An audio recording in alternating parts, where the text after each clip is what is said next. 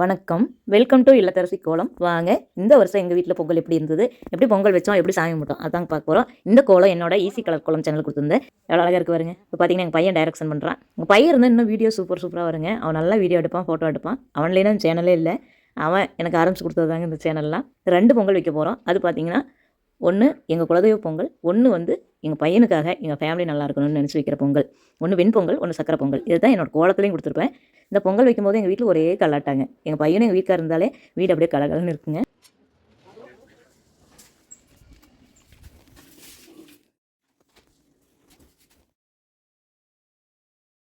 எல்லா கோலமே சூப்பராக இருந்துச்சுங்க. இந்த வருஷம் போட்டதே கம்மியான கோலம், ஆனால் மார்கழியில் நிறைய கோலம் போட்டுக்கிறேங்க. அதை நான் உங்களுக்கு வீடியோவாக கொடுக்குறேன். இந்த கோலம் பார்த்தீங்கன்னா என்னோட ஈஸி கலர் கோலம் சேனலில் தான் வரும்.